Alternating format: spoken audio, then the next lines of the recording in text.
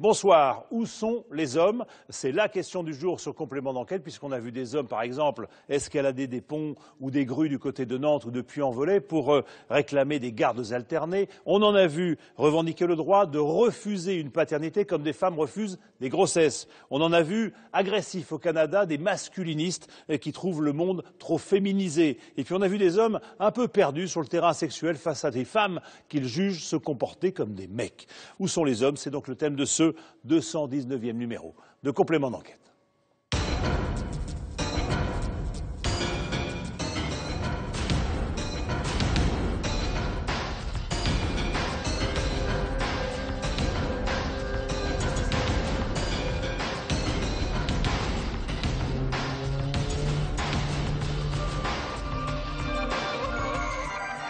Où sont les hommes? Le temps des femmes serait-il venu? C'est ce que raconte une journaliste américaine, Anna Rosin, dans son livre The End of Men, la fin des hommes, un livre qui fait déjà un carton. Des hommes qui seraient de leur côté déstabilisés, déboussolés, bousculés par des femmes de plus en plus exigeantes, qui réclament non seulement le droit à la parole, mais le droit au bonheur sur le plan professionnel, mais aussi sexuel. Des hommes qui, de leur côté, seraient précarisés par la crise, le chômage, et qui n'auraient plus le privilège, ni d'assurer les revenus du foyer, ni de faire des enfants, ni même de les reconnaître. Alors, pour réagir à tout cela, vous pouvez bien sûr sur Twitter ou Facebook venir. Le mot-clé s'appelle Complément d'enquête. Et nous, pour en parler, nous avons choisi de nous installer dans une salle de boxe, puisqu'on va parler de guerre des sexes, dans cette très belle salle de boxe d'Aubervilliers, une salle beaucoup fréquentée par des femmes d'ailleurs. Il y a ici une championne du monde. Nous recevrons sur ces rings Serge Effès, qui est psychiatre et psychanalyste, Marie Plar, qui est avocate et qui part en guerre contre ce qu'elle appelle les paternités imposées. Et puis Safia Lebdi, elle est conseillère générale des Verts, elle est surtout féministe, fondatrice de Ni pute ni chemise, et c'est elle qui a la première accueilli les fameuses Femmes. Commençons donc par l'enquête. Zoé de Bussière, Olivier Gardette et Vincent Buchy sur ces hommes un peu perdus face à des femmes de plus en plus exigeantes, y compris au lit. Ça s'appelle Plus de peur que de mal.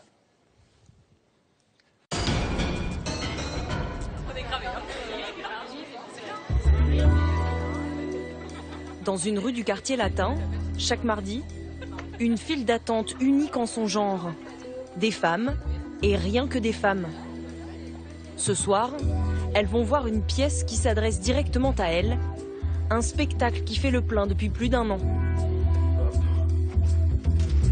Juste l'écharpe rouge, et après je suis au top. Est-ce que vous savez où est mon écharpe rouge? Pas du tout.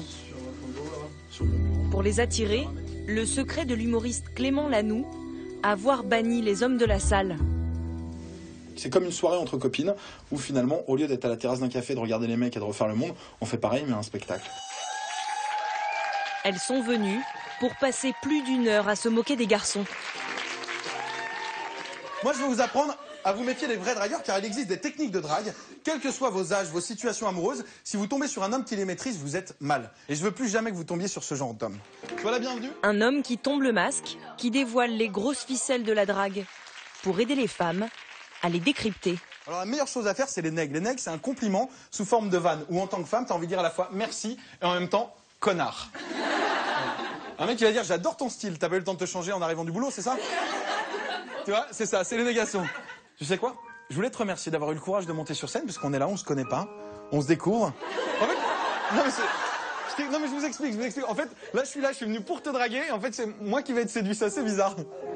Ouais, ce que je viens de faire, ça s'appelle créer l'illusion. Souvent, les spectatrices jouent le jeu, parfois jusqu'au bout. Mais dans la salle, personne n'est dupe. Cela fait longtemps que les femmes ne se laissent plus compter fleurettes par les beaux parleurs. Ce serait même plutôt l'inverse.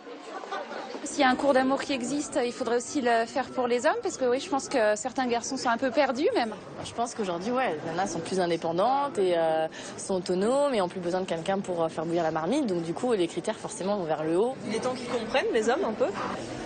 Bah, ils n'ont pas le choix, de toute façon, il va falloir qu'ils comprennent, parce que la tendance ne va pas s'inverser. Donc maintenant, la machine, elle est lancée, ça va pas revenir en arrière. Après le féminisme, le combat pour l'égalité des droits, l'équité salariale, voilà que les femmes investissent des champs jusque-là réservés aux hommes. Séduction et sexualité. Les femmes osent et les hommes sont déstabilisés. Elles veulent porter la culotte, décider pour pas mal de choses. Elles n'ont pas peur de dire ce qu'elles pensent. Elles veulent l'orgasme, elles veulent que ça se passe bien et ça fait peur à les hommes. Pourquoi les femmes font-elles peur à certains hommes? Est-il temps pour eux de s'adapter? Enquête sur les nouveaux codes de la séduction.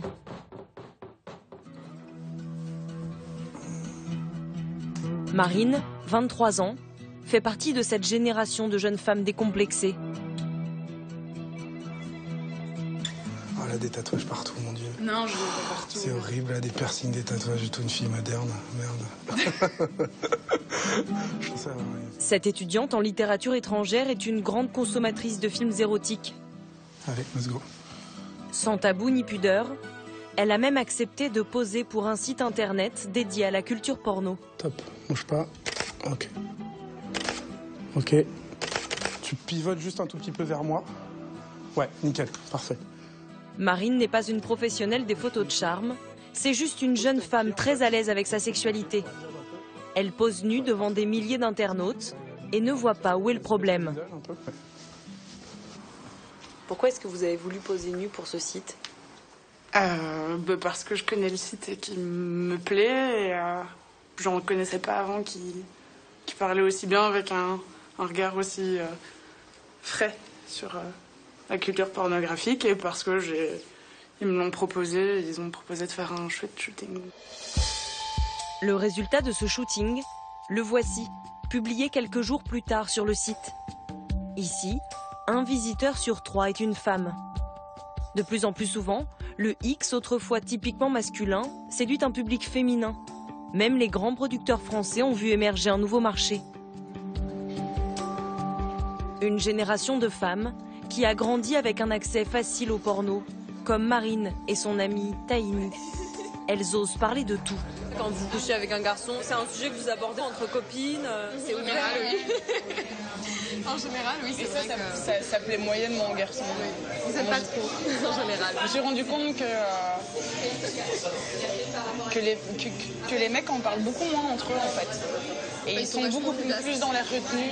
De toute façon, ça n'a jamais été tabou pour moi de parler de sexe et même de faire le premier pas par rapport à l'homme, tout ça. J'ai toujours essayé, j'ai toujours été allergique en fait aux machos, aux gens qui sont un peu sexistes, tout ça. J'ai toujours été un peu allergique. Donc pour moi, il faut absolument que l'homme avec qui je suis soit persuadé aussi que la femme a exactement la même place que l'homme dans la société. En France, un site internet a même décidé d'exploiter le filon de l'émancipation des femmes. Il a créé un supermarché virtuel de la drague. Son nom, Adopte un mec. Ici, les femmes, toutes puissantes, choisissent des hommes comme des produits en rayon. Gratuit pour elles, Adopte un mec coûte au minimum 30 € par mois aux garçons. Intrigué par le concept, un chercheur en neurosciences s'y est intéressé, car le succès est fulgurant. Créé en 2008, Adopte un mec est très vite devenu le premier site de rencontres français. Alors le principe du site, c'est en gros c'est un site de rencontre, mais différent des autres puisque c'est les filles qui acceptent oui ou non de parler aux garçons. Et c'est à nous ensuite, aux garçons, d'envoyer le premier mail et d'essayer de l'accrocher comme ça. Frédéric Benmussa a découvert des profils de femmes jeunes et particulièrement désinhibées. Donc on a un profil assez typique ici d'une fille de 20 ans et qui a des photos d'elle assez cash, quoi, assez dénudée. Là, elle dit qu'elle recherche pas de relation sérieuse, un mec qui est une bouille parfaite, un mec wild. Elle veut pas qu'il soit trop câlin et trop de bisous, etc. Et elle a mis 5 mecs dans son panier. Des hommes présentés comme des objets à disposition des femmes. L'inverse serait aujourd'hui impensable.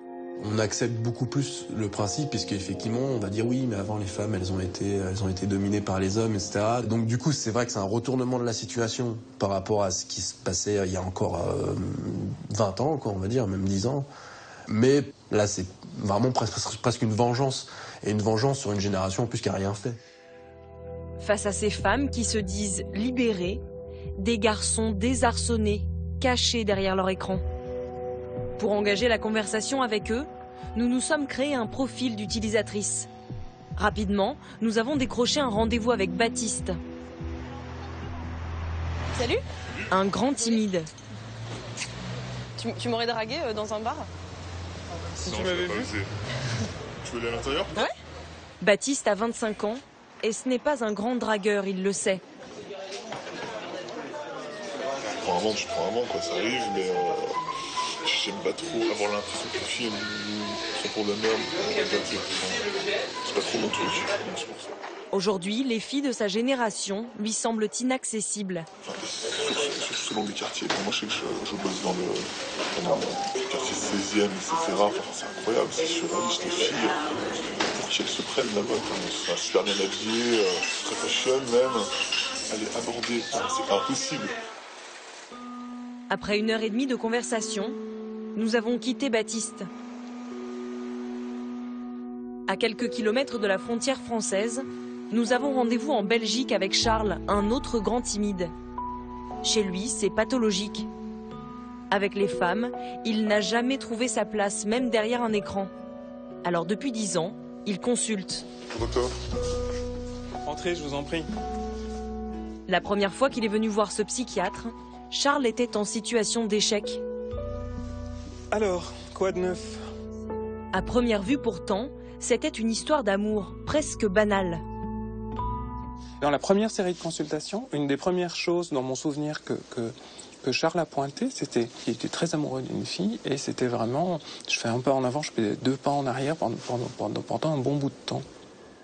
Cette fille, elle était comment? Elle était bien dans ses baskets, à l'aise, sûre d'elle Oui, elle renvoie une image relativement sûre.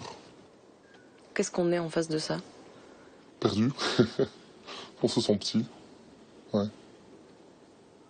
De quoi vous aviez peur exactement? J'avais peur d'être moi-même en fait.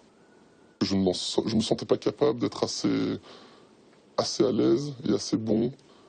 J'étais l'homme qui a peur des femmes en fait. Dans le cabinet du sexologue, Charles n'est pas un cas isolé. Selon le médecin, cette peur serait en grande partie liée à l'émancipation des femmes qui aurait déstabilisé les hommes. Les hommes se plaignent que c'est à eux à faire le premier pas, mais collez-leur une nana qui prend ce genre de position, panique générale à bord. Enfin, si ce qui fait mon identité d'homme est piqué par l'autre, qui suis-je et comment est-ce que je vais me positionner et me tenir debout, entre guillemets, face à une femme qui pique ce que je devrais faire dans la relation. Aujourd'hui, Charles a presque terminé sa thérapie. Il a fini par rencontrer une femme lors d'un voyage à l'étranger. Mais il n'a pas osé lui raconter son histoire. Il ne lui a pas dit non plus que des années durant, il a fréquenté des prostituées, persuadé que ça l'aiderait à comprendre les femmes. C'est des filles qui font moins peur que les vraies filles? Oui, parce que bon, il y a un échange d'argent, il y a un contrat. Donc il n'y a pas cette relation de la drague qui fait peur en fait. Finalement, qu'est-ce que ça avait d'effrayant, une fille? Ce que racontaient les autres à propos des filles. Il faut toujours être le meilleur, il faut avoir du résultat et l'échec n'est pas toléré. C'est ce que les gens autour de moi me faisaient comprendre. De retour à Paris, nous avons passé une dernière soirée avec Clément, l'humoriste. Au dernier étage d'un hôtel, dans un bar où il a ses habitudes, toutes les conversations tournent autour de ses nouveaux codes de séduction. Je suis passé tout à l'heure, en début de soirée, elle parlait d'amour. Je suis revenu, elle parlait des mecs, donc d'amour. Donc voilà. Et là, vous parliez d'amour. Et plus précisément, de leurs hommes. Mon amoureux, justement, il a trouvé la bonne formule. C'est un gentleman escroc. C'est-à-dire qu'il est à la fois bad boy et à la fois gentleman. Et c'est un mix des deux. C'est pas facile d'être un mec aujourd'hui pour plaire aux femmes, non? Avant, les hommes, ils faisaient des tournois pour s'affronter. Bon, maintenant, il faut qu'ils apprennent à jongler entre toutes ces nuances. Des femmes qui imposent désormais leurs critères de séduction, quitte à parfois malmener les égos masculins. Mon problème, c'est que je trouve qu'on glisse dans une société qui commence à être très mi-cendre. Et en fait, cette société mi-cendre-là, elle dit la femme, elle sait tout, la femme, elle est machin, elle est ceci, et cela. Et moi, perso, ça m'emmerde. Je suis pas pour le machisme à tout va, truc, c'est nul. Mais si jamais on dit que la femme, elle doit quitter l'ombre de l'homme, c'est pas pour que soudainement, elle se mette à faire de l'ombre à l'homme. C'est pour qu'on arrive et qu'on marche main dans la main. C'est peut-être finalement Clément qui a tout compris aux femmes. Même si ce soir, le spécialiste de la séduction est resté très sage. Vous rentrez seul ce soir finalement? Toujours. Ah non, moi ça me rappelle le boulot, sinon si je ramène quelqu'un, donc non, c'est compliqué. Non, mais vous savez pas ce qui se passe chez moi. C'est-à-dire que peut-être qu'il y a 15 femmes qui m'attendent, peut-être que je suis marié. On entretient toujours le mystère en fait. C'est ça. Et le mystère, selon Clément, c'est une bonne vieille recette qui marche à tous les coups.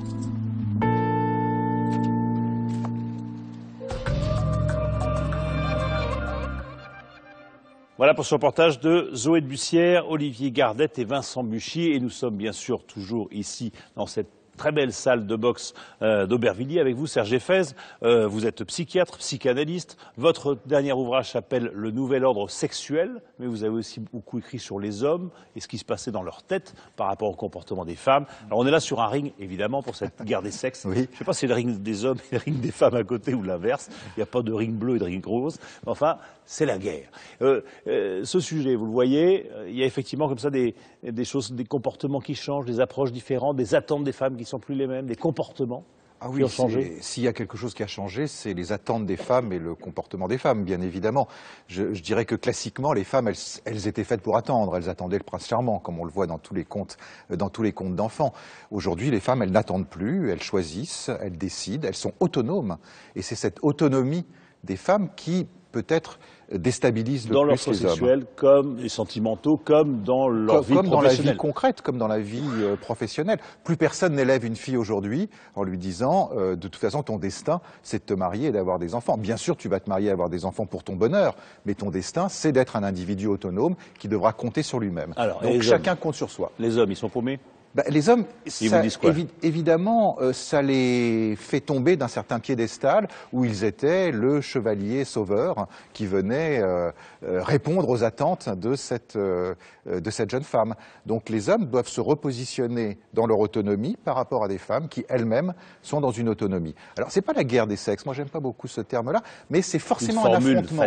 C'est un affrontement de moi autonome. Voilà, c'est un affrontement d'individus, de deux individus à part entière qui doivent négocier en permanence pour trouver les règles de leur bon fonctionnement, que ce soit sur le plan sexuel ou sur le plan relationnel. Dans votre cabinet, vous les voyez comment ça? Vous les voyez un peu paumés, à se demander ce qu'ils doivent faire, comment ils doivent se comporter, dans le reproche peut-être par rapport à des femmes qu'ils jugeraient trop castratrices? Dans mon cabinet, ce que je vois, c'est que les femmes ont beaucoup plus la culture de la parole, la culture de l'expression.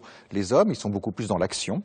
Et ils sont beaucoup plus dans le fait d'agir, si vous voulez, pour que quelque chose se passe dans la relation. Donc dire les choses, pour eux, ça reste compliqué. Donc dire les choses, alors qu'est-ce que je vois au niveau des couples? Eh bien, je vois beaucoup de femmes qui expriment des insatisfactions, qui expriment même des demandes, tout simplement, et des hommes qui sont un petit peu déstabilisés parce qu'ils ne sont pas dans cette même culture du langage. Et donc, ils ont le sentiment d'être un peu écrasés par la demande féminine. Surtout que cette demande, elle est contradictoire aujourd'hui.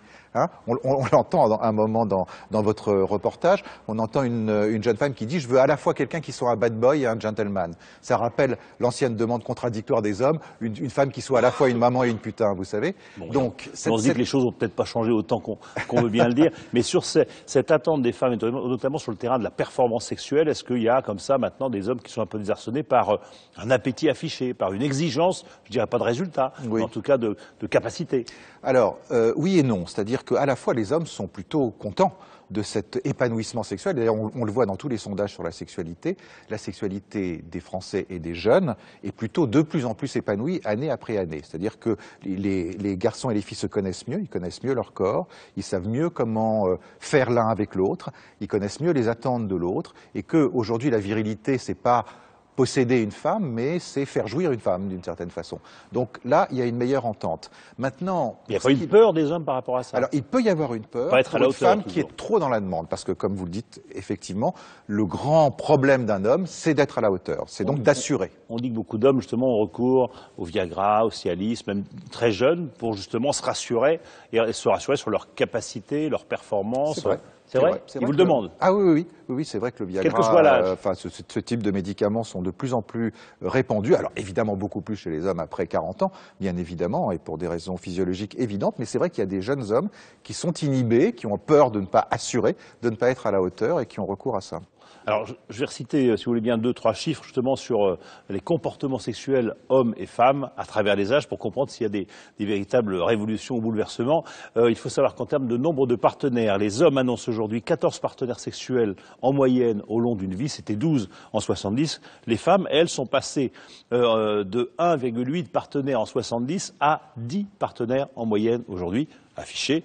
En ce qui concerne les rapports, le premier rapport sexuel pour les hommes en 50 ans, il est passé de 18 ans environ à 17 ans, alors que pour les femmes, il est passé de 20 ans à 17 ans. Sur le nombre de partenaires en moyenne, les femmes ont beaucoup changé ou elles ont beaucoup menti? Non, je ne crois pas qu'elles mentaient, elles n'avaient pas beaucoup de choix, elles se mariaient très jeunes et elles restaient fidèles à leur mari. Donc il y a une véritable évolution. Ah, il y a une évolution considérable chez les femmes. Alors, je ne sais pas si vous avez entendu parler des pères malgré eux, de ces pères qui refusent les paternités imposées. Oui, bien sûr, il y en a aussi. Ça, c'est vrai que c'est une injustice à l'heure actuelle de cette évolution, il faut le dire. C'est-à-dire qu'une femme peut aujourd'hui avoir toute la possibilité de décider si elle va avoir un enfant ou non. Elle peut évidemment elle peut avorter, elle peut accoucher sous X, elle peut évidemment prendre des contraceptifs avant, donc elle décide, alors qu'un homme peut se voir imposer une paternité qu'il n'a pas décidée et qu'il n'a pas souhaitée. Eh bien, on va parler de ça avec un reportage d'Yvan Martinet, de Yann Moine et de Sophie Lafargue. Et juste après, on recevra justement une avocate qui se consacre maintenant à ces dossiers-là de ces pères malgré eux.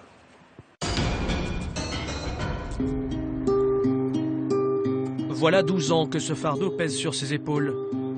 12 ans, l'âge de sa fille, une enfant qu'il n'aurait jamais voulu avoir. Paul, à l'époque, a 30 ans, une femme, 2 enfants et une maîtresse. 2 fois par semaine, des 5 à 7 non protégés, car il en est persuadé. Elle utilise un contraceptif. Dans son bras, elle avait comme une puce qui diffusait un produit contraceptif dans son corps pour éviter d'être enceinte, tout simplement. Il avait vu et senti, quoi. Un implant contraceptif sous la peau. Pourtant, après 2 ans de relations cachées, un soir, alors qu'il sort acheter le pain, sa maîtresse frappe à la vitre de sa voiture. Les mots claquent, sa vie dérape. Elle est enceinte et Paul n'a rien à dire. C'est toi le père, je suis enceinte, c'est toi le père. Point. Ça s'est passé comme ça. C'est un viol, c'est un viol. Ouais. Vous avez l'impression d'avoir été violée quelque part? Ouais. D'avoir été bafoué, violé, déchu de tout droit, déchu de toute possibilité de m'exprimer. Il décide alors d'ignorer cette femme, cette grossesse. Et quand une petite fille naît au printemps 2000, il fait le mort, refuse de reconnaître l'enfant. Il n'a jamais vu sa fille. Aujourd'hui encore, il ne veut rien savoir d'elle. Je ne serai jamais son père, que ce soit demain, dans 10 ans, dans 50 ans. Non, je peux pas. Vous pensez parfois au sentiment que peut éprouver cet enfant? Je pense qu'il me déteste, mais il y a plein de gens qui me détestent, je pense aussi. Sa mère, déjà, je pense, puis d'autres personnes, mais il y a d'autres gens qui doivent l'aimer aussi, donc l'un dans l'autre, je pense qu'il y a un équilibre qui doit se créer. Un mur de glace en guise de père. Comme Paul, combien sont-ils à ne pas vouloir assumer leur paternité, convaincus de s'être fait faire un enfant dans le dos? Delon, Montand, Delarue, les affaires de reconnaissance en paternité émaillent l'actualité. Octobre dernier, les déboires de Dominique de Seigne s'affichent en une de la presse à scandale. Le patron du groupe Barrière et d'Ante Baudrat Rachida Dati l'a assigné en justice pour obtenir la reconnaissance en paternité de sa fille, Zora. Et voilà surgir un débat nouveau, porté par la récente parution du livre d'une avocate, Marie Plard, qui s'interroge: à l'heure de la pilule, peut-on encore imposer une grossesse à un homme? 40 ans après l'avortement, des hommes osent le parallèle et réclament le droit de ne pas devenir père. Nous sommes allés à la rencontre de ces géniteurs qui refusent leur paternité. On a extirpé quelques gènes, on ne demande pas mon avis, on crée une vie sans que j'ai aucun mot à dire. À la rencontre de leurs enfants en souffrance. Je suis a priori relativement ressemblant à cet homme et ma mère me l'a exprimé. Et c'est la seule chose auquel j'ai droit aujourd'hui. À la rencontre de ces mères qui décident d'enfanter contre l'avis de leur partenaire. Faire un sale coup à quelqu'un, c'est pas faire un enfant pour moi. Faire un sale coup, c'est voler, c'est tuer, mais pas faire un enfant, quoi. Enquête sur les paternités subies et les pères malgré eux. Retour en Bretagne avec Paul, sa maîtresse, sa fille cachée. Un jour, sa femme a tout découvert. Sa vie a alors volé en éclats. Quant à sa maîtresse, elle l'a attaquée en justice, l'a contraint à reconnaître cette fille qu'il rejette. Bonjour monsieur. Bonjour. Merci. Depuis, c'est son obsession. Tout faire pour écarter cet enfant de sa vie, cette fille qu'il considère comme illégitime. Ce jour-là, chez son avocate, il veut s'assurer que seuls ses 2 enfants officiels hériteront. Oui. Vous avez 3 enfants, donc la répartition se fait de manière tout simple. Je suis désolée, j'ai du mal quand vous me dites que j'ai 3 enfants. Je préfère que vous me dites que vous avez 2 enfants légitimes et un enfant. On va l'expliquer sous cet angle-là. La loi vous oblige à ce que chacun de vos enfants récupère un quart de votre patrimoine. Cette partie-là, obligatoirement, elle ira à vos enfants. Vous ne pouvez pas en décider autrement. Qu'est-ce que ça vous inspire? Encore plus de colère. Tout simplement. Encore plus de colère. Oui. En gros, vous vouliez évincer cet enfant de votre succession? Je voulais pas l'évincer parce que pour moi il a jamais été intégré. Donc, simple. Qu'il le veuille ou non, cet enfant d'infortune est bien son héritier. Il pourra même porter le patronyme de son père s'il le souhaite. En matière de filiation, la justice favorise toujours l'intérêt de l'enfant. En France, chaque année, environ 1300 demandes de reconnaissance sans paternité sont déposées devant les tribunaux. Au TGI d'Évry, dans l'Essonne, Madame le juge. Laetitia Mullart, juge aux affaires familiales, a accepté de nous ouvrir certains de ses dossiers. Chaque fois, document à l'appui, la mère doit prouver qu'elle a bien eu une relation avec le père supposé. Donc on a des photographies de cette petite fille qui apportent pas grand-chose puisque on ne sait pas comment est la mère et comment est le père. Et ensuite, on a des attestations. Donc, on a une attestation d'une personne qui dit avoir vu le papa venir régulièrement au domicile de sa maman. Voilà. La maman a 10 ans après la naissance pour entamer cette action. On a là des courriers qui semblent être des courriers écrits par monsieur à madame. Dans lequel il dit voilà, j'ai vu les photos, j'ai vu la photo, bébé est très belle, elle a de longs cheveux, où il semble dans son courrier reconnaître que l'enfant est de lui. Ça, c'est un peu la pièce maîtresse pour vous. Voilà, oui. Comme elle le fait systématiquement, la juge va ordonner un test ADN. Si l'homme refuse, d'office, il est désigné père. La loi est implacable, il n'avait qu'à faire attention. Sur la contraception n'est pas l'apanage des femmes, hein, c'est l'apanage des femmes et des hommes, c'est l'apanage d'un couple, y compris quand il n'y a pas de couple et qu'on est juste sur une relation d'un soir. Et donc c'est à ce moment-là que eh bien, l'homme, au même titre que la femme, doit assumer ses responsabilités et les conséquences de ses choix et de ses actes. Le père doit assumer, quelle que soit la nature de la relation. C'est ce que découvre Thomas, 36 ans. En 2005, il rencontre une jeune femme de 20 ans sur un site spécialisé. Vous avez tapé quoi, là? Rencontre sexuelle. C'est comme ça à l'époque que vous faisiez des rencontres? Ouais, tout à fait. Ouais. Hormis le sexe, il n'y avait pas Non, il n'y avait pas de recherche. Là, on passait même pas la nuit ensemble. Donc c'était vraiment juste 2 heures, 3 heures maximum et encore. C'était même très clair, on s'échangeait des messages. C'était juste on se voit ce soir, pour un plan cul ou on baise. Voilà, c'était vraiment très tourné sur le sexe, quoi, en fait. Une dizaine de rendez-vous en 1 an, jamais de sortie. Ni resto, ni ciné, ni préservatif. Sa partenaire lui assure prendre la pilule. Mais un matin d'hiver, elle lui annonce être enceinte d'1 mois. Il lui parle avortement, elle lui parle layette. Le ton monte, ils ne se sont jamais revus. Quelques mois plus tard... En rentrant, sous la porte, je trouve glisser une photo. Voilà. J'ai juste essayé de voir s'il y avait des traits possibles en commun, de vérifier que c'était bien le mien. Et vous vous êtes dit? Je me suis dit que oui, il y a des traits proches. J'ai peu de doutes. Et ça vous émeut, ça vous touche de voir cet enfant et de vous dire que vous en êtes le père? Ce qui me choque, ce qui m'émeut, c'est plutôt ce que peut ressentir l'enfant. C'est-à-dire? De l'enfant de ne pas avoir eu de père au début, et sans doute pas à la fin non plus. Thomas en est persuadé. Il ne sera jamais le papa de cet enfant. Blocage total, rejet radical. Mais ça ne l'empêche pas de dormir. Vous vous sentez coupable? On se sent coupable, oui, d'avoir été naïf sur cette relation au départ, de ne pas s'être protégé. Mais je ne me sens pas d'autre culpabilité que celle-là. Mais par contre, la justice nous place comme un coupable criminel presque. Moi, je pense qu'on devrait, en théorie, on est tous égaux devant la loi. Les femmes ont obtenu, et je le reconnais, et c'est bien, la possibilité d'accoucher sous X, d'abandonner même son enfant, ce qui n'est pas facile sûrement. Mais nous, en tant qu'hommes, juste à cause de notre sexe, on n'a pas ce même droit. Et ça me semble injuste. Une paternité sous X, un concept qu'il pourra expliquer au juge dans quelques mois. Il vient de recevoir une demande de reconnaissance en paternité. En accord avec son avocate, Maître Plard, une spécialiste des filiations, il a décidé qu'il ne se soumettrait pas au test ADN.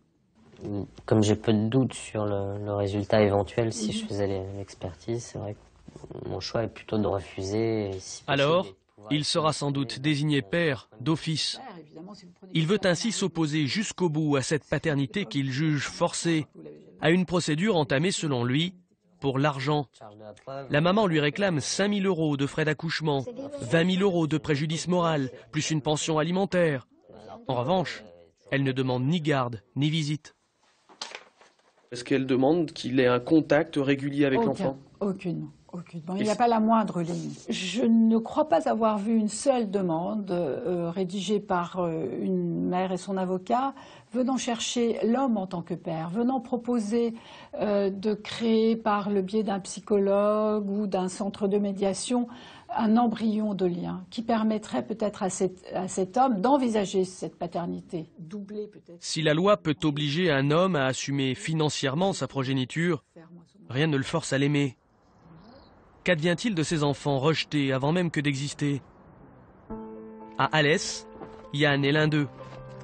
Il a découvert à plus de 30 ans l'identité de son père. J'ai un gros poids sur la conscience, je voulais attendre que tu rentres. Sa mère la lui avait toujours caché, jusqu'à cette lettre. Je dois avouer que je t'ai menti au sujet de ton papa. Il s'appelle Michel Madouchinam et il y a encore quelques années, il habitait à Lyon. À ce jour... Yann l'a aussitôt contacté. L'homme a reconnu que oui, il était bien son père, mais qu'il ne voulait plus entendre parler de ce fils enterré trop loin dans sa mémoire. 20 minutes au téléphone, c'était la première et la dernière fois qu'ils se parlaient. Moi, j'ai dû vivre avec le fantôme de quelqu'un qui aurait dû me protéger, qui aurait dû me soutenir, qui aurait dû m'épauler. Vous l'aimez ou vous le détestez, cet homme? Je peux pas aimer quelqu'un que je n'ai pas connu, et je peux pas détester l'homme qui m'a mis au monde. Donc je vis avec cette situation bancale, en fait. Yann a voulu assigner son père. Mais un enfant ne dispose que de 10 années après sa majorité pour déposer une demande. Au-delà de 28 ans, il est trop tard. Yann, lui, avait 32 ans quand sa mère lui a écrit. La loi lui refuse un père. Je suis pour l'instant bloqué par ce code civil, cet article 321, qui m'interdit parce que ma démarche n'est pas dans le délai, comme si le délai était nécessaire. Moi, après mes 28 ans, j'ai autant besoin d'un père qu'avant mes 28 ans. Yann n'a jamais vu son père. Il n'a jamais osé aller à sa rencontre, par peur d'un rejet physique cette fois. Avec son autorisation, nous nous sommes rendus à Lyon pour rapprocher ce père présumé. Avant même d'arriver à son adresse, nous croisons cet homme sur le trottoir. Il ressemble tellement à Yann que nous devinons qu'il est notre homme. Mais il ne s'est pas attendri avec les années. Ça, c'est affreux. S'il venait frapper à votre porte, qu'est-ce que vous lui diriez? Je lui dirais, moi je ne connais pas, merci, au revoir. Voilà. Moi, j'estime que la personne, elle doit se faire, franchement. On n'a pas besoin d'un père pour essayer. Mon père est parti, j'étais tout gamin comme ça. C'est ma mère qui m'a élevé. Vous êtes débrouillé tout seul, donc vous vous dites aujourd'hui, on peut se Non, débrouiller je sans me père. dis pas tout ça, je me dis, c'est pas une maladie de ne pas avoir père. Je lui dis, Ce mal d'amour, d'identité, Yann n'est pas prêt d'en guérir. Pour soulager les maux de ceux qui grandissent sans père, à Grenoble, cette femme a créé un site, Les Cigognes. Chacun peut librement y raconter sa vie sans papa. Quand on discute avec les gens, tout le monde connaît quelqu'un qui a soit il y a un enfant non reconnu dans la famille, soit, enfin, c'est super fréquent. Et donc vous voyez, il y a 234 000 messages sur le site, hein, et il y a 1311 membres inscrits, donc déjà rien que sur le site. Boaz Antelme s'est jeté dans cette bataille il y a 10 ans, à la naissance de sa propre fille qu'elle a dû élever seule. Ça va les filles? À l'époque, elle est la maîtresse d'un homme marié. Ils sont amoureux depuis 3 mois, n'utilisent pas de contraceptif, font attention. Pas assez. Boaz tombe enceinte. Il m'a demandé d'avorter et ma réaction, ça a été au début, oui, j'ai dit oui. J'ai dit oui. J'ai dit oui pour lui, quoi. Pas pour moi, mais pour lui. Et parce que je me disais que la situation était compliquée et que je voyais pas trop comment on pouvait s'en sortir. J'ai pris rendez-vous donc pour un avortement. Et en même temps, pendant les 24 heures qu'on suivit, j'arrêtais pas de pleurer, quoi. C'est décidé. Elle garde l'enfant, mais pas l'amant. Il prend peur. Leur relation s'arrête là. C'est toi qui veux des cornflakes? Quelques années plus tard, Boaz doit aller en justice pour que l'homme reconnaisse sa fille. Son ex-amant devient alors officiellement père, malgré lui. Père malgré soi, moi ça me fait un peu rigoler ça, parce que je pense que les hommes ont un pouvoir aussi. J'ai eu beaucoup de relations avec pas mal d'hommes dans ma vie. Les hommes qui n'ont pas voulu me mettre enceinte, ils m'ont jamais mis enceinte. Les capotes sont pas faites pour les chiens déjà, je suis désolée. Donc voilà, je pense qu'un homme qui n'a pas du tout envie d'avoir un enfant ne prend pas le moindre risque. Ouais. Moi je me regarde le matin dans la glace, ça va, hein, j'ai pas de honte, tout va bien. D'ailleurs, je témoigne, vous voyez mon visage. Jamais Boaz n'a regretté son choix d'être devenue mère, sans père et sans reproche. Voilà pour cette belle enquête de Yvan Martinet, de Yann Moine et de Sophie Lafargue. Et on est ici avec vous, Marie Plard, l'avocate qu'on a vue dans le reportage. On est toujours dans cette salle de boxe qui s'appelle Boxing Beats et dont la devise qu'on peut lire derrière moi est par le point naît l'espoir, de l'espoir naît l'histoire. Joli ça. Hein. Alors, des hommes, vous en voyez beaucoup de ces hommes qui viennent défiler dans votre cabinet pour vous dire moi je voulais pas cet enfant, je veux pas qu'on me l'impose, je revendique le droit de choisir ma paternité? Des hommes qui ne souhaitaient pas être pères, j'en ai vu depuis 30 ans que j'exerce ce métier. Ce qui a changé pour moi, c'est peut-être le regard que j'ai posé sur eux et la manière de les défendre devant les juridictions. Mais c'est une démarche nouvelle de la part de ces hommes. Jusqu'à présent, c'était mal vu, mal perçu, malvenu que d'aller dire cet enfant, je n'en veux pas.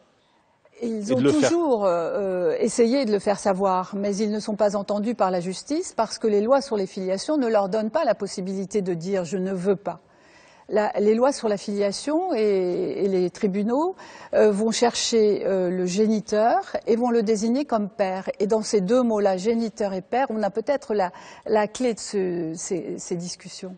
Parce qu'on entend dans le reportage cette femme, cette mère qui dit « mais attendez, les hommes, ils n'ont qu'à faire attention. La contraception, c'est l'affaire de deux. S'il ne veut pas d'enfant, il n'a qu'à pas en faire. » Aujourd'hui, un homme et une femme qui entretiennent des relations sexuelles consentantes, dont l'objectif n'est rien d'autre qu'une partie de plaisir, on l'a vu dans le reportage, ne sont pas à égalité face à la conception de l'enfant. la femme a la maîtrise de son corps, et je fais partie de celles qui se sont battues pour ça et qui continuent à se battre, parce que ce sont des acquis encore fragiles, on voit bien. Par la contraception, par la pilule abortive, voilà, la par contraception, la pilule du lendemain, l'accouchement sous X, enfin à toutes les étapes, une femme peut renoncer, c'est ça que vous dites. Des solutions extrêmement douloureuses, évidemment, hein. Tandis que l'homme, face à la conception d'un enfant qu'il n'a pas désiré, avec une femme qu'il n'a pas choisie, ne peut qu'assumer. En tous les cas, c'est ce que la loi d'aujourd'hui lui impose. Mais vous dites féministe, hein, dans votre livre. Oui, bien sûr, je le suis toujours. Ouais, les féministes, ils doivent vous regarder comme quelqu'un qui les trahit en portant ce combat-là et cette parole-là. Je ne crois pas trahir quiconque. D'ailleurs, j'ai beaucoup réfléchi avant d'écrire, j'ai beaucoup réfléchi avant de publier, parce que j'avais très très peur d'être récupérée, justement, par ce qu'on appelle aujourd'hui les masculinistes, et de trahir cette cause qui a été la mienne. Mais je ne crois pas, donc, pour en revenir à votre question, trahir cette cause, au contraire. Ça serait l'ultime geste des féministes que d'accorder aux hommes le droit de choisir ou pas d'être père. Exactement. Ça serait un peu ça. On ne peut pas aujourd'hui revendiquer une égalité avec les hommes tout en asseyant cette égalité sur de l'inégalité. Et si ce que nous avons revendiqué hier, on doit pouvoir le revendiquer aujourd'hui pour les hommes. Vous réclamez pour lui le droit de choisir? Je réclame effectivement le droit pour un père, pour un homme. Attention, les mots sont importants. Pour un homme, d'assumer une paternité librement consentie. Et je ne crois pas être dans un combat d'arrière-garde, ou je ne crois pas trahir en posant cette locution. Alors vous parliez des masculinistes, on va aller les voir, c'est un mouvement qui vient du Canada et qui s'est fait, ou qui grandit, sur une sorte de rejet du féminisme, en disant que les féministes sont allés trop loin. On est dans un mouvement où les rôles sont en train de changer. La femme, qui était traditionnellement confinée dans l'intime, est sortie de la maison et est allée conquérir l'extérieur.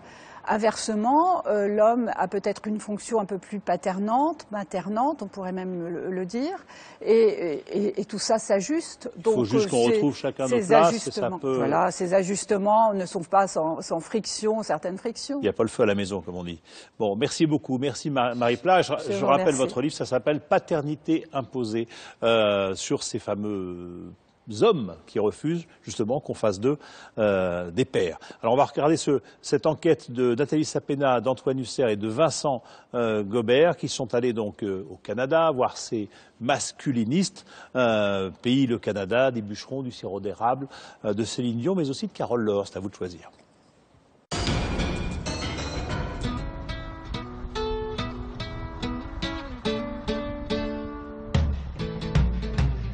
Quelque part au cœur de l'hiver, près de Trois-Rivières, ils ont pris l'habitude de se retrouver souvent entre hommes. Au Québec, certains les appellent les hommes roses. Autour de la traditionnelle cabane à sucre, ils sont une quinzaine ce samedi-là à déguster la spécialité nationale au sirop d'érable, la tire à la neige. Ça, c'est une gâterie qu'on mange une fois par année parce qu'il faut de la neige pour en faire. Vous dites pas une sucette au Québec? Non, on parle d'un suçon. Ambiance chemise à carreaux et tape dans le dos. Mais contrairement aux apparences, ces hommes roses sont surtout connus pour avoir soutenu les luttes féministes dans les années 70. C'est quoi un homme rose? Ce sont des hommes qui assument leurs faiblesses, qui assument leurs limites. Donc, c'est à l'opposé du machisme. Toutes les femmes cherchent un homme rose dans la maison pour faire le ménage. Mais Rambo dans le lit. Entre Rambo et l'aspirateur, pas facile de s'y retrouver dans une société où les vieux stéréotypes sur la virilité restent bien enracinés. On appelle ça des crêpes frisées. Alors, c'est le temps de sucrer. Alors, avec ces virées entre hommes, ils se serrent les coudes et relâchent la pression. Les hommes ont peut-être plus l'image de... On est fait fort, on n'a pas ça des émotions, tu sais, ça nous arrive pas de pleurer, mais ouais, comme toute femme, on pleure, on a nos moments. Ils assument leur part de féminité, mais depuis quelques années, les hommes roses commencent à changer de discours. Selon eux, le Québec est peut-être allé trop loin dans la défense du droit des femmes. Mais c'est que l'égalité, ça marche à deux sens. Nous croyons que les hommes aussi ont des retards sur certaines choses. Si on regarde au niveau du scolaire, par exemple, dans les écoles primaires, les enseignants, c'est presque exclusivement des femmes. On croit que ce serait intéressant qu'il y ait plus d'hommes qui soient impliqués. Dans les services sociaux et en psychologie, 85 des psychologues et des travailleurs sociaux sont des femmes. Nous croyons que ce serait intéressant qu'il y ait plus d'hommes. Des hommes qui réclament d'être les égaux des femmes, le monde à l'envers. Au Québec, l'une des sociétés les plus égalitaristes de la planète, certains hommes se disent même prêts à regagner le terrain perdu. Avant les années 60, le Québec francophone comptait sur sa natalité et ses familles nombreuses pour résister à l'invasion de l'anglais. Arrive alors la modernisation et le combat des féministes. On a appelé ça la Révolution tranquille. 50 ans plus tard, les acquis des femmes sont éclatants. Elles sont moins au chômage que les hommes, plus nombreuses à l'université, plus diplômées. À la tête du pays, une femme. Des avancées qui ont fait émerger un mouvement anti-féministe, le masculinisme. Le Québec est connu mondialement comme un État féministe. C'est quoi? C'est dans l'intérêt de la femme, là, d'abuser de l'homme? C'est une dictature féministe, presque. Là.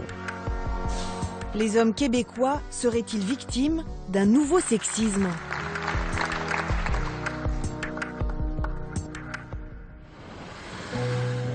Au Québec, l'opposition entre hommes et femmes s'est cristallisée autour des questions de paternité. Nous avons rendez-vous à Montréal avec Daniel Laforêt. Monsieur, pour une refonte du Code civil en droit familial... Il est le porte-parole de Fathers for Justice, une association de défense des pères. Pour une refonte du Code civil en droit familial... Ce matin-là, comme souvent, ces tracts pour la réforme du droit de la famille ont bien peu de succès. Le Québec moderne, donc l'omerta sur la condition masculine et sur les revendications pour une garde partagée. Cet employé de banque, père de 2 enfants qu'il ne voit presque plus, en est à sa 13e procédure judiciaire suite à son divorce. Déterminé, il dénonce une société qui tente par tous les moyens de faire plier les hommes. En fait, c'est un nouvel homme qu'on veut avoir dans la société québécoise. On veut un homme soumis. On ne veut pas savoir ce qu'il veut, cet homme. On veut le former à une pensée féminine. Ça devient une relation de dominant-dominé. Il n'y a rien de sain dans une relation comme ça au niveau d'une société. Ça fait 8 ans que Daniel fait partie de la cohorte de ces pères en colère. Il a rejoint le mouvement en suivant les traces de l'un des super-héros de la cause. Bonjour Andy. Comment ça va? Salut, toi. Je suis très content de te voir. Andy est l'auteur d'un coup d'éclat en septembre 2005, un événement filmé en direct par la télé canadienne.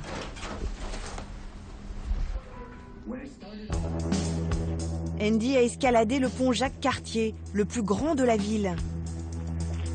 Pour interpeller l'opinion, il s'est installé sur cette passerelle à plus de 100 mètres de hauteur. Je suis ici, avec la banderole à côté. C'était la première fois dans ma vie que j'y grimpe. J'ai eu aucune formation. J'ai mis un sac à dos avec quelques petites choses, avec de l'eau et des affaires dedans. Pendant 13 heures, toute la ville est bloquée. Le Québec découvre le cas de ses pères désespérés. 8 ans plus tard, Andy se bat toujours contre des juges qui persistent à confier la garde de ses enfants à une mère qui, selon lui, souffrirait de problèmes psychiatriques. Tout ce que je voulais, c'est protéger mes enfants. La mère les abusait, puis les battait, puis les abandonnait, puis c'est moi qui se faisais suivre. J'ai subi énormément d'abus. À les écoles, j'ai les directeurs, les directrices qui me chassaient de l'école. J'avais pas le droit de voir mes enfants. Ils me chicanaient partout, ils m'agressaient. Imaginez-le, un professeur qui vient m'attaquer physiquement parce qu'il veut pas me voir à l'école, vous comprenez? Et malgré tout ça, j'ai continué à faire la bataille. Pourquoi? Parce que j'adore mes enfants. Et jamais, jamais, jamais, jamais je les abandonnerai. Et je le dis aux juges imbéciles et corrompus, jamais, jamais j'abandonnerai mes enfants. Une douleur à vif partagée par Daniel.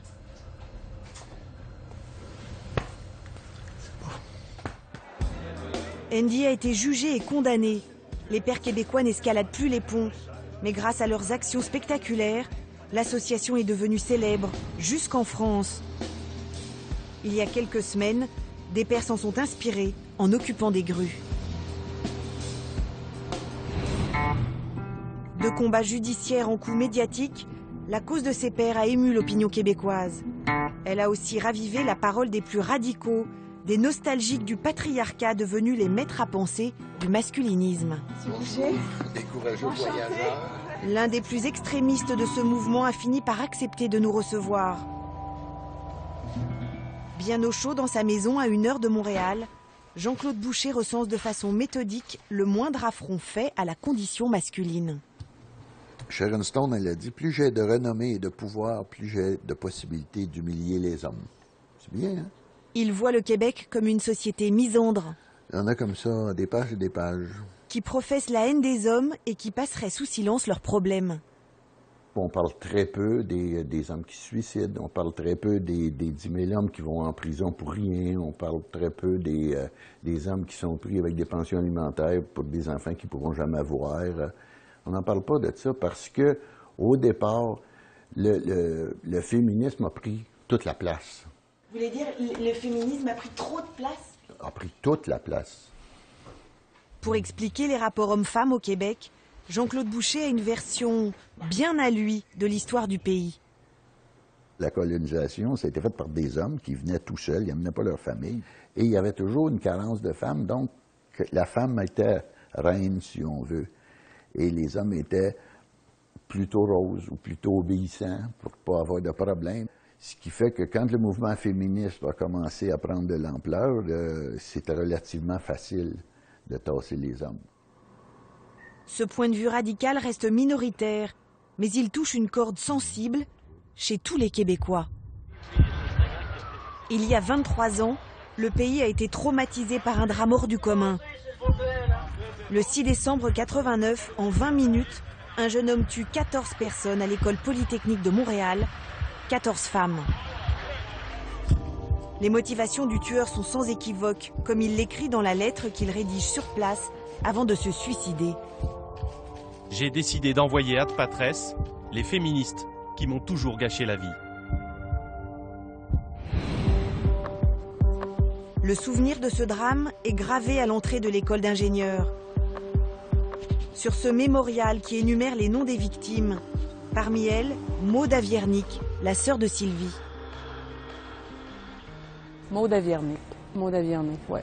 Une des 14 victimes. Une parmi les 14, et toutes les personnes sont mortes parce qu'elles étaient des femmes. Le tueur a exécuté son projet sans faillir. Dans la cafétéria, il abat 3 étudiantes attablées. Dans les couloirs, il tire au hasard sur les femmes qu'il croise. Et dans 2 salles de classe, il sélectionne soigneusement ses victimes. C'est là qu'il a séparé. Il a demandé à ce que les filles et les gars se séparent en 2 groupes. Et il a fait sortir les garçons et là, il a fait aligner les jeunes femmes contre le mur. Et il les a fusillées. Sa sœur a été l'une des dernières victimes, abattue de 4 balles alors qu'elle tentait de s'enfuir. 23 ans après, le massacre de ces 14 femmes reste un traumatisme. Un tournant historique dans l'histoire de cet État si attaché à son idéal égalitariste.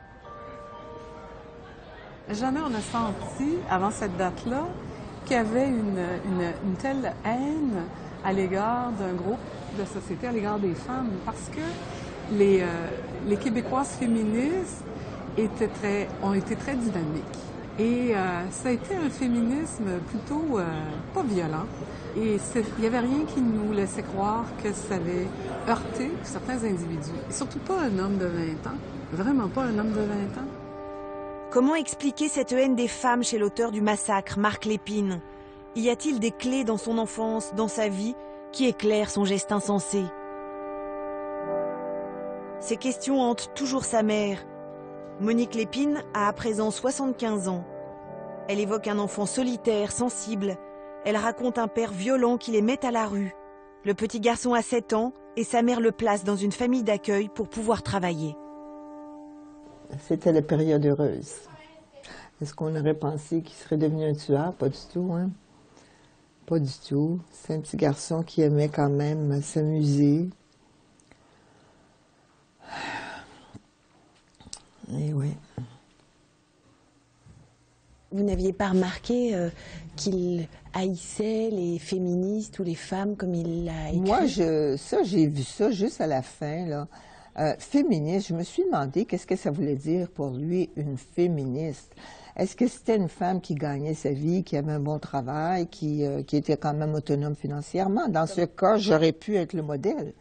Et est-ce que je me suis posé la question, est-ce que c'est à moi qu'il en voulait? Au Québec, le massacre de Polytechnique est devenu le symbole des violences faites aux femmes. À Montréal, une place du 6 décembre 1989 a été dédiée à la tragédie. Pour les tenants de la lutte contre le féminisme, le pays en a beaucoup trop fait avec ce drame. Selon Daniel, le défenseur des pères, cette tragédie a été instrumentalisée. La tristesse de ce drame, c'est que ça a été repris à des fins idéologiques et politiques pour encore dénigrer la nature humaine. On est même allé jusqu'à dire derrière tout homme québécois, il y a un Marc Lépine potentiel. C'est affreux de dire des choses comme ça. Mais Marc Lépine a dit « je hais les féministes », donc c'est peut-être... Oui, mais il était malade. Mais... Oui, probablement que lui, dans sa pensée, il était comme ça, mais personne au Québec déteste les féministes. Pas de haine envers les féministes, mais pour Daniel, aucun doute, la société québécoise va trop loin. C'est moi! À 60 ans, il ne baisse pas les bras. Avec sa nouvelle famille à ses côtés, sa deuxième épouse et ses 5 beaux enfants, il continuera à lutter pour les droits des hommes au Québec.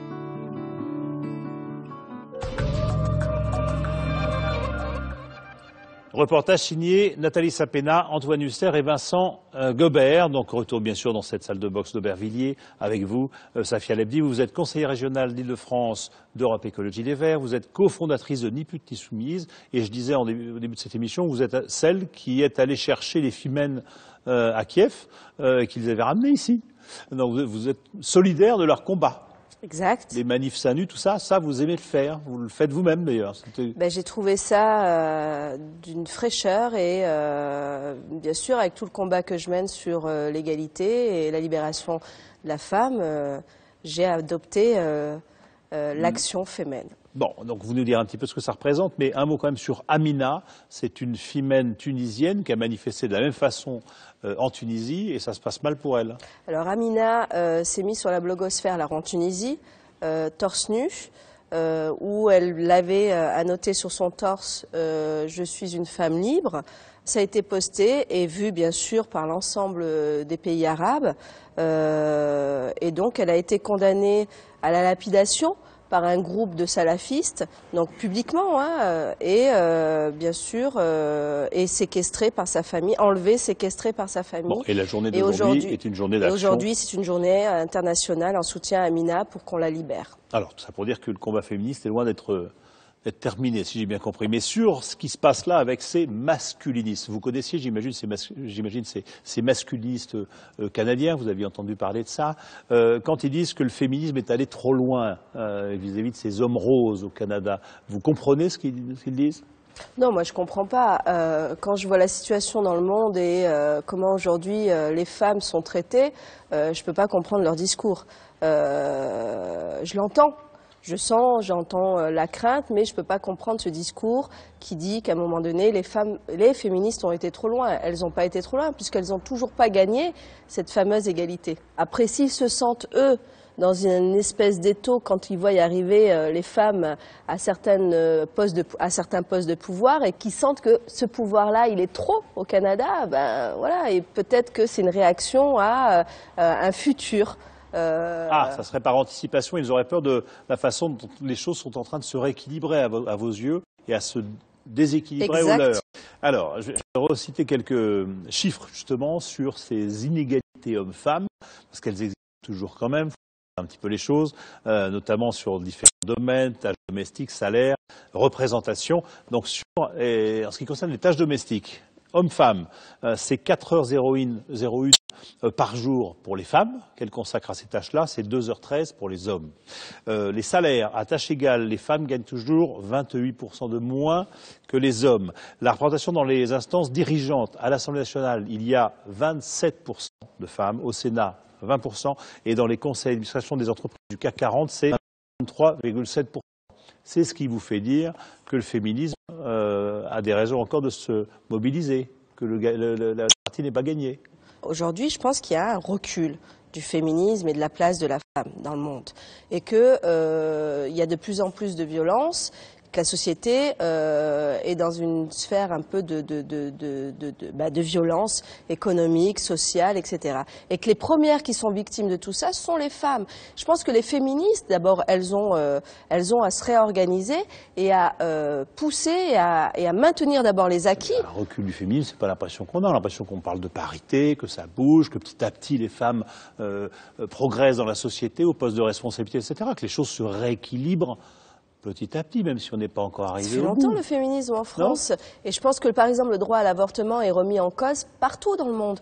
Donc ça c'est une question qu'on doit regarder et sur laquelle on doit pas, on doit se battre. Alors, une façon de combattre aujourd'hui, c'est les femmes, c'est montrer son corps, montrer ses seins, montrer son sexe. C'est une autre façon de dire aux hommes, acceptez-nous comme nous sommes des femmes, regardez-nous comme des femmes. Exact. Donc les femmes, c'est une façon de se réapproprier son corps. Et elles ont utilisé leur corps comme un outil et comme une arme de revendication. Et alors ce qui est particulier dans les femmes, c'est qu'elles viennent d'un pays qui est difficile, qui est l'Ukraine, une dictature, et que toutes ces femmes qui se mettent aujourd'hui nues sur la blogosphère viennent la plupart du temps des pays où les femmes n'ont aucun droit. On regarde aujourd'hui, c'est la Tunisie, c'est l'Égypte, c'est la Syrie, c'est tous les pays du Golfe où les femmes sur la blogosphère sont mises nues, même si elles cachent leur visage, mais elles revendiquent le fait de pouvoir libre et de jouir de leur corps librement. Dans les années 70, le féminisme, c'était Simone de Beauvoir, Simone Veil, Françoise Giroud, des gens comme ça. Aujourd'hui, ce sont les femmes. On a progressé ou on est dans l'apparence médiatique? On est dans la continuité. On est dans la continuité et vous regardez, il y a 50 ans, les femmes sont mises nues exactement de la même façon que les femmes et utiliser les mêmes modes d'action pour pouvoir revendiquer l'égalité. Qu'est-ce que vous dites aux hommes? Qu'est-ce que je dis aux hommes? Ouais, parce qu'on arrive au terme de l'émission, là. Vous dites quoi pour que ça se passe mieux, encore mieux entre nous? Qu'ils nous rejoignent. Je pense que être féministe, c'est pas pour une femme, c'est pour l'être humain. C'est une idéologie, le féminisme. Et je pense qu'on sera encore plus forte et on gagnera cette égalité le jour où les hommes et les femmes seront ensemble. Merci Safia Lebdi d'être venue dans cette belle salle de boxe d'Aubervilliers nous parler de tout ça. Merci à ceux qui m'ont aidé à préparer cette émission, que ce soit Michel Fine, Joël Bruyandet et Thomas Auro à la rédaction en chef, Lorraine Servant à la préparation des plateaux, Philippe Lallemand à la réalisation. Je vous rappelle que vous pouvez toujours bien sûr nous rejoindre sur les réseaux sociaux, que la semaine prochaine, nous parlerons de notre vie privée qui parfois nous échappe, et peut-être même de plus en plus, et qui devient pour certains une source de business et d'argent, avec entre autres un portrait de la première dame, Valérie Trierweiler, qui attaque les auteurs d'un livre au nom de sa vie privée. Voilà, Aïda Toueri et grand public, et bien c'est tout de suite. Bonne soirée sur France 2. Dès maintenant, pour plus d'infos sur les reportages et réagir sur notre forum, rendez-vous sur france2.fr.